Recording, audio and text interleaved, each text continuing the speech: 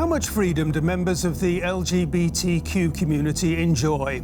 Well, in recent weeks, gay pride marches in countries around the world have underlined the solidarity in the community. But discrimination, violence, and even the death penalty are still part of the global agenda of hate. There's been angry criticism of Hungary's new anti-LGBTQ law and of European soccer's blocking of the use of the movement's rainbow colours at a big European Championship match in Munich.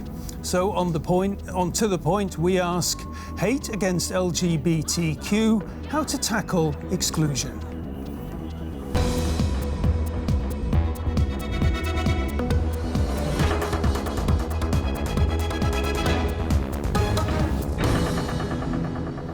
Well, thanks very much indeed for joining us here on the show. And my guests in the studio are Joe Hutchinson, who is a US lawyer and journalist who believes that symbolic gestures are a good start, but what really helps the queer community are meaningful reforms.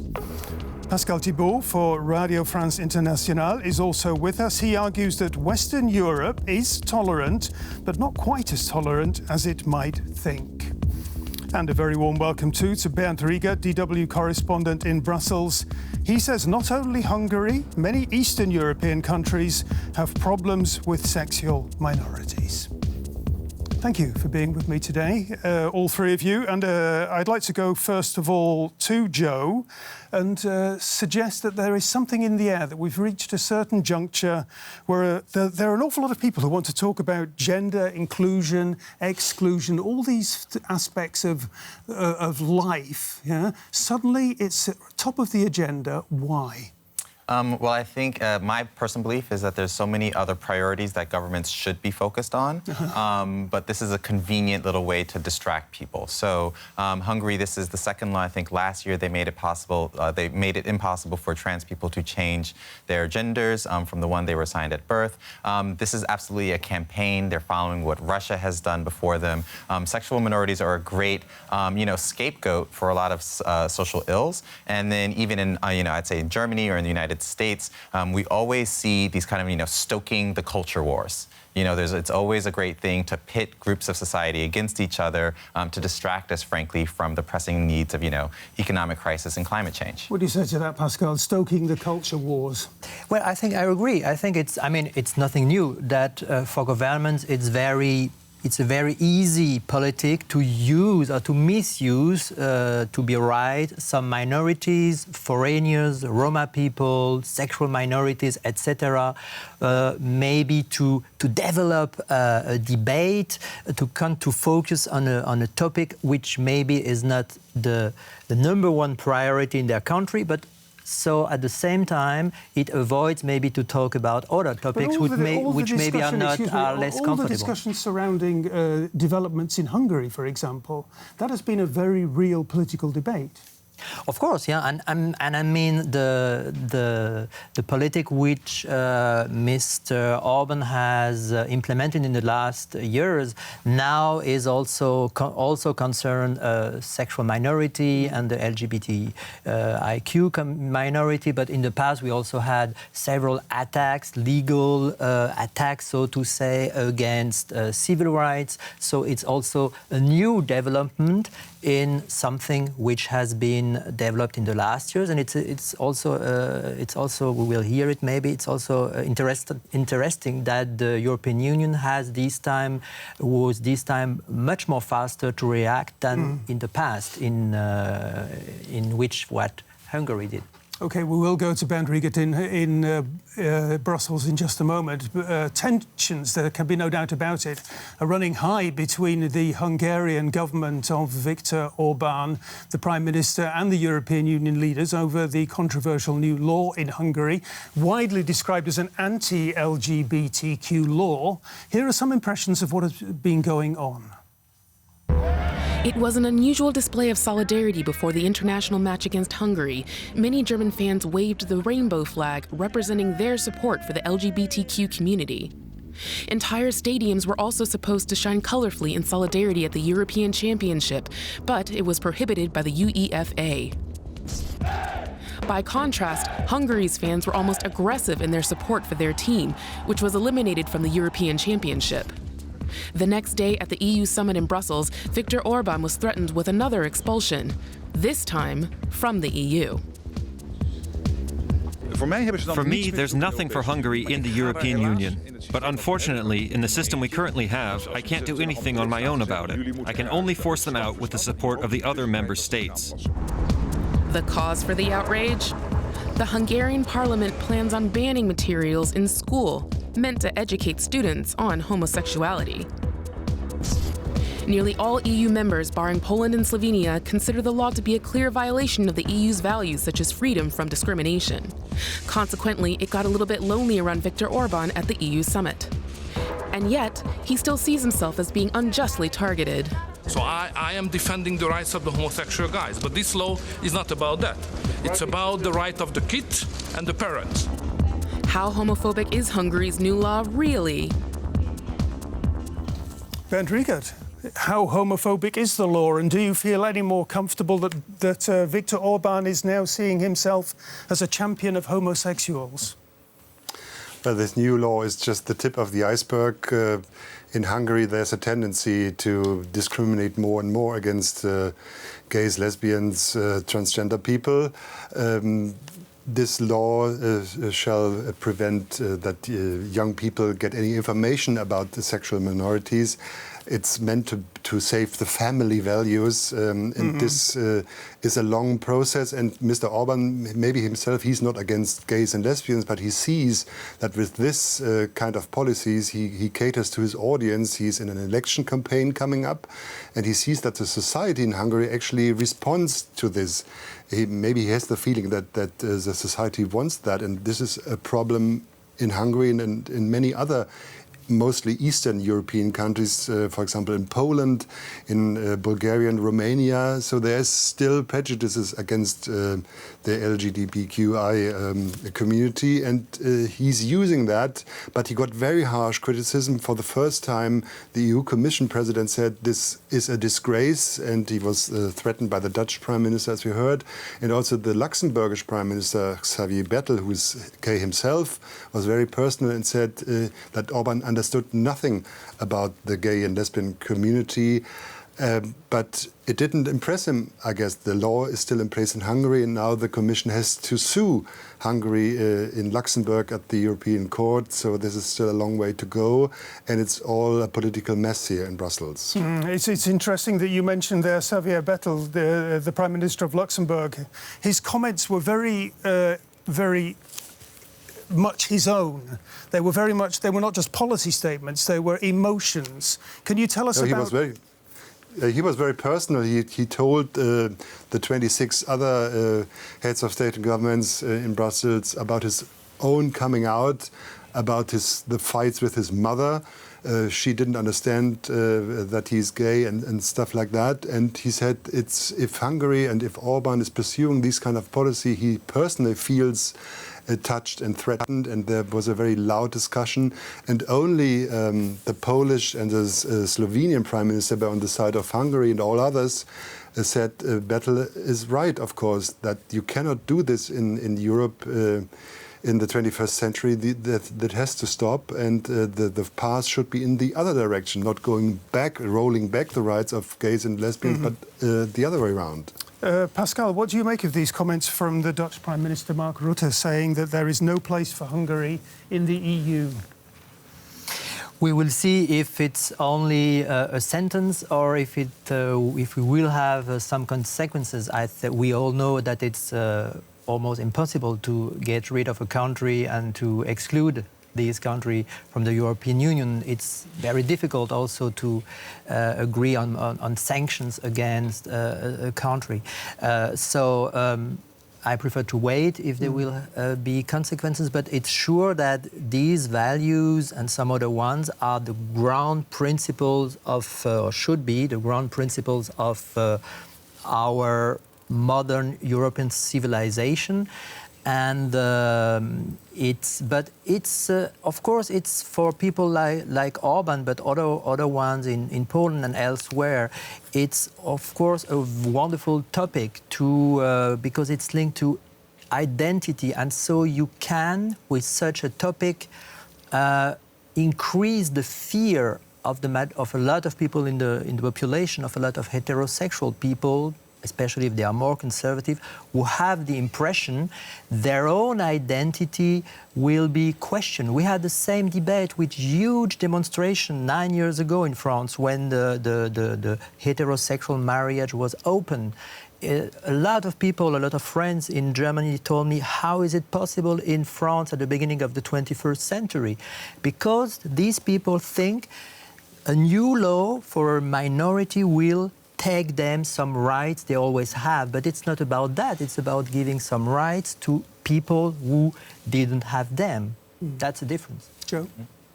Yes, I think what we see time and time again is, and I don't want to just, I know things are difficult in Eastern Europe, but I don't want to pretend as if the problem is only in Eastern Europe. And so when I see people like Mark Rutte, and I know he's probably well-intentioned, but we need to look at what can we change, you know, at a societal level, because depending on where you go, it's not that we always have, or I always experience the same rights and privileges no matter where I go. You know, living in Berlin, I do not walk around the streets holding my partner's hand because I don't feel safe here to do that. You don't do that full stop? Absolutely not. No, I will not do that because I have to constantly be scrutinizing, are we going to be personally attacked verbally or physically? That's happening. And so while I understand we should apply pressure on countries like Hungary, I think there are other ways to do it. I think at a supranational level, so, you know, the European leaders talking to themselves, I think business leaders could threaten, you know, to pull their factories out of Hungary if they don't get in line with what European values are. I think that's the proper way to do it, but not to assume that it's only in Hungary where queer people are under attack. Well, tell us about where else you're aware of, you know, similar levels of threat around Europe or anywhere else? Well, so it definitely, so, you know, speaking from my personal opinion, there's certain places where I feel more comfortable and for various reasons. So again, it's generally for me not a country. It's, you know, I might feel safer in an urban center than I would in the countryside somewhere because of various aspects of how I'm going to be perceived and how hostile potentially people are going to be to me. So I think when we're talking about, you know, the rights of sexual minorities, thank you for also mentioning, you know, like racial minorities, ethnic minorities, there's a whole tapestry of, you know, we have, you know, Europe's heritage is that it's all very varied and different, but I think we're also seeing now there isn't one uniform European experience. It really depends on a day-to-day basis, you know, where are you and how are you moving through society. Bernd, in this discussion between Brussels and Hungary, what is likely to happen next? Where is that discussion likely to go? Well, the Commission will open up an infringement procedure against Hungary. This is the formal step, and then take Hungary to the courts. But the Commission is also trying to convince Hungary with a threat, and that's about money, because the disbursement of funds from the next EU budget is linked to a state of law mechanism, it's called, and this could be used for the first time in this case, but this is still a way to go, because all member states have to agree, and Poland and Slovenia are on the side of Hungary, so it's still complicated. But I also wanted to say that even in countries like Belgium, here in Brussels, you are not always safe as a gay man. You can, of course, hold the hand of your partner in the European quarter, but if you go downtown, where the Muslim communities, the migrant communities live, there it's very advisable not to do that. So there are also problems in Western Europe, and it's a societal problem. It's not only politics, because the rights in Belgium in the books are perfect for gays. Belgium is ranking on the second place in a list that rainbow lobby groups do every year. Malta is the first place in Europe, Belgium the second. But there are still problems. Pascal, tell me about what we know about the situation of young members of the LGBTQ community these days. Somebody, let's say, in their early 20s, looking to sort of design the life they have ahead of them or they want to have ahead of them. Is that now easier than it used to be, let's say, 20 years ago? Or do the same kinds of problems that have always been there remain? I would say generally speaking, the situation has improved positively.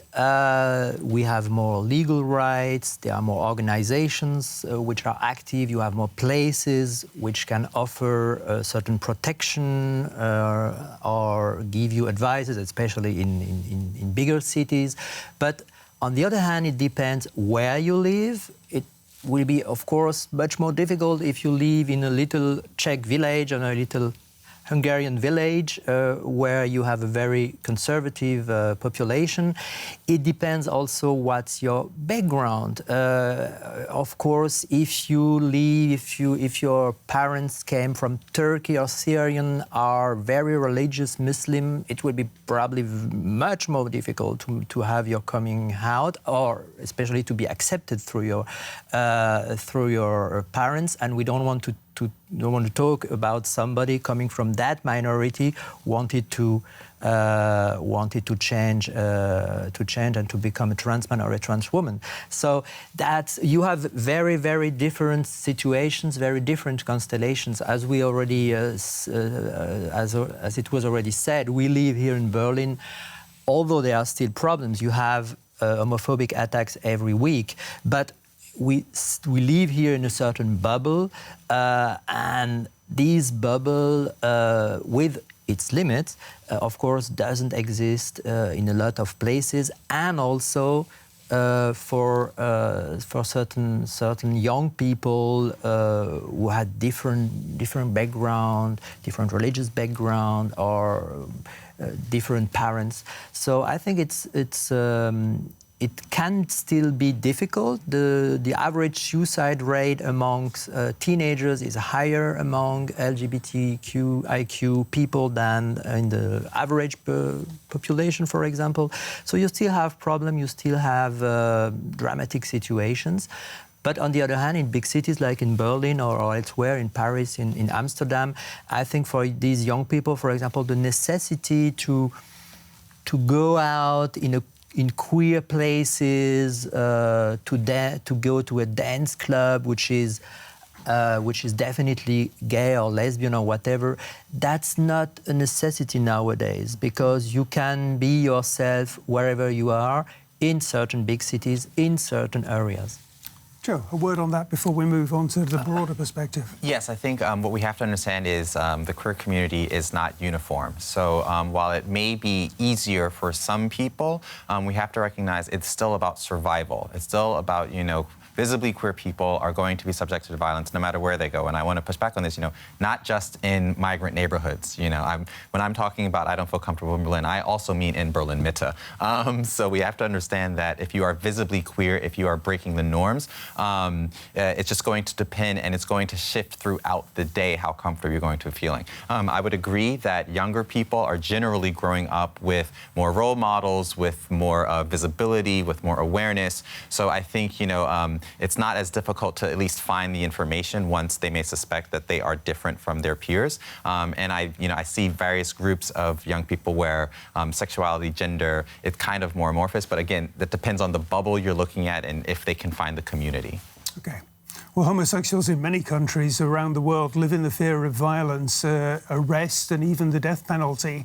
That includes many Muslim countries like Chechnya, Somalia, Iran, and Saudi Arabia. Before we talk about that shocking threat, let's have a look at some other examples. Rani Khan runs Pakistan's first madrasa for transgender people. She also teaches them how to sew so that they can sell clothes to pay for their gender affirmation treatment along the way. Most families do not accept transgender people. They throw them out of their homes. They turn to wrongdoing. They start dancing and begging and doing other evil things. I was one of them. Khan hopes to unite transgender people by using Islam. In Pakistan alone, there are an estimated 300,000 transgender people. And for these students, the madrasa is not only a stepping stone for greater acceptance within society, it also serves as a safe haven for them. Because in many Muslim countries, like here in Senegal, there is still tremendous prejudice against the LGBTI community, as this demonstration against equal rights for homosexuals clearly indicates. On the other hand, during Tunisia's last presidential election in 2019, Mounir Batour, a member of the LGBT rights organization Shams, even ran for the country's highest office. Is there light at the end of the rainbow worldwide? Calls are often made to our governments and to Brussels to do something about the situation, about the climate of hatred that I alluded to earlier, Bernd. What can Brussels do? Well, of course, there are official policies in place to promote European values, which is non-discrimination of sexual minorities. And even in Europe, this is difficult, as we heard, and to transport this into the wider world, it's even more difficult because the influence the EU has on, for example, Saudi Arabia or African countries to change these laws or this societal behavior is, of course, limited. And if you have countries like Hungary in your midst that are not obeying to this values, it's even more difficult to have your stand in the world. So it's a long way to go still. And just trying to mesh this a little bit together, I'd like to come back to Budapest, to Hungary, where there's a big debate about the clash of cultures in Hungarian society, in Eastern European society, liberal societies against illiberal societies. Who would want to live in an illiberal society? What's the understanding from Brussels of that conundrum? Well, if you look at Hungary or Poland, for example, the parties that are promoting this illiberal democracy are still winning elections. So you have to see that it seems that a majority of people still is supporting this. And we now see, especially in Hungary, a discussion because of the upcoming elections, that this might change because all opposition parties are now putting together a list to beat the Fidesz party of Mr. Orban. But it's still a struggle, and it's in the structures of the societies in Eastern Europe that they are not as far advanced when it comes to civil rights and gay rights and lesbian rights. This is the matter of the truth. It can change, but it will take time. What do you say about that, Pascal? That we have to, for a period of time, accept that there is prejudice, that there is hatred? Yeah, unfortunately, yes. And I think what we can see in these examples in Hungary right now, in Poland, where conservative people proclaim these so-called LGBT-free zones. The situation in Romania is also very problematic. It shows that there is not a logical, positive development in the history with always every year or with always new and more rights for LGBT people. You can also have a rollback. I mean, the situation since the end of the communism was never perfect in Hungary and Poland and in these other countries. But in Poland, for example, you still have, but you had pride marches, etc. And there were some positive developments. And now we have this rollback. We also have it in a certain form also in France, for example, where you see that on values, we have a society which is more conservative than it was, I think, some years ago. So that's why it's important to, not to stop the struggle and to fight every day for us, for our neighbors, and also outside from Europe. Joe, you come from the country that gave us, women's rights movement in large measure in the 60s, black rights and gay rights. How great is your fear that instead of progress being made, we now maybe face a backlash, at least in some respects? Well, I think it's very important to realize, as Pascal said, that there's always going to be pushback. It's never so. There's this mistaken belief that we're always going to have progress that's unending and nothing can hold us back. It's a push and pull because as people get more uncomfortable, there's going to be reactionary pushback. And so we as a society are evolving, and that involves, recognizing that it's going to go in this direction, going in the that direction. The United States just survived 4 years of Donald Trump. And so we can really see how even in as stable a democracy as we like to call it, the United States, we're also encountering these issues with, illiberalism and authoritarianism. But something I think I just want to point out is, as valiant as it is to want to influence other countries, we should also focus on what can European countries that have a problem with Orban, what can they do in their own homes? Okay. I hear the music now. We don't have time. We have been talking about how best to tackle exclusion. I really would like to have had that in a nutshell. Bernd, how to tackle exclusion?